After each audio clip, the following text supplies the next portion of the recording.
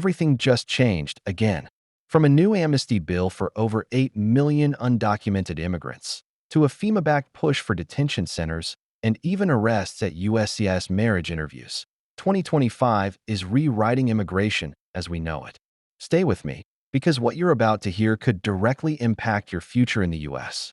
Amnesty bill returns.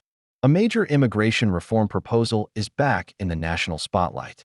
Senator Alex Padilla has reintroduced a bill that could finally bring relief to millions of undocumented immigrants. This bill would update the immigration registry law, a system that hasn't been touched in nearly 4 decades. If passed, it would allow immigrants who've been in the U.S. for 7 years or more and have no serious criminal record to apply for permanent residency. We're talking about dreamers, TPS holders, long-term visa overstayers, essential workers who've quietly held communities together.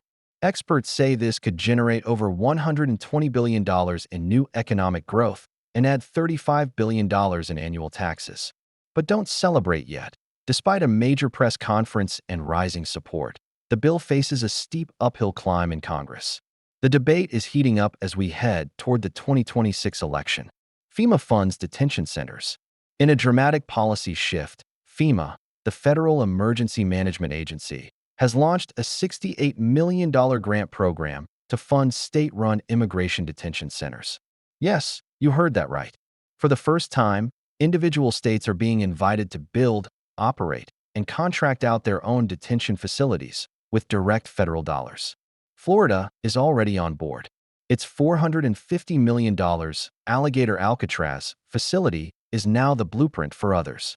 Under President Biden, these funds were mostly used for humanitarian shelters. But now, under the Trump administration, the focus has shifted to removal and enforcement infrastructure. This could dramatically expand state-level immigration control in ways we've never seen before. Tuition access disappearing. Next up, college just got harder for undocumented students. In-state tuition benefits are disappearing across the country.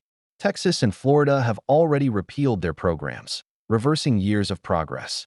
The Department of Justice is backing lawsuits to challenge tuition equity in over 24 states. Critics say this unfairly targets undocumented students, many of whom have lived in the U.S. most of their lives. But state leaders argue these benefits create an unfair advantage. The financial impact is massive. Texas alone could lose $460 million per year in tuition revenue. Global disruptions. Immigration tensions aren't limited to the U.S. In Niger, the U.S. State Department has suspended all visa services, including tourist, student, and family-based visas, following military conflict. No timeline has been set for reopening. This could disrupt the plans of thousands of families, students, and workers. Meanwhile, Haitian fiancé visa applicants are being blocked, even if their interviews are scheduled in neutral countries like the Bahamas or Barbados. Nationality alone is grounds for denial under current restrictions. Marriage fraud crackdown. And now, one of the biggest stories of the year. USCIS is aggressively targeting marriage-based green card applicants. Even real couples are facing denials, or worse, arrests, during interviews. If USCIS suspects fraud, they may detain applicants on the spot, especially if there's a visa overstay or criminal history. One South African national married a U.S. citizen, overstayed his visa, and was arrested during the interview. USCIS flagged him under INA Section 204C, which could permanently block future immigration benefits. Penalties include up to 5 years in prison, fines of $250,000, and permanent ineligibility for future green cards. Immigration attorneys report a surge in denied I-130 petitions and interview failures, even with minimal paperwork mistakes. Shocking ICE arrest footage. A viral case from Oregon has sparked outrage. An Iranian-born father was arrested by ICE outside his child's daycare. Dashcam footage shows him trying to comfort his baby as officers broke the car window. He had passed his green card interview and was adjusting status through marriage, but ICE claimed he had overstayed and resisted arrest. This raises serious concerns about how ICE tracks individuals and what rights you really have once you're in public or behind the wheel. Final warnings. Marriage during removal proceedings is still possible, but risky.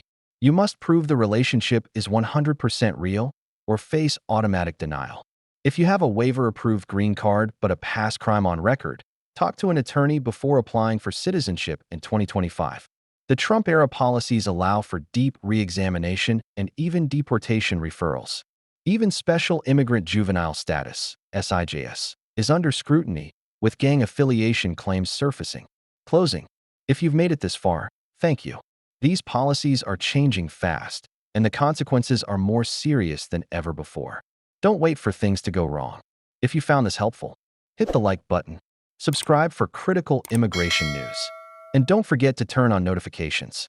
You need to stay ahead of this. It could affect your family, your job, and your future. Thanks for watching, and I'll see you in the next video.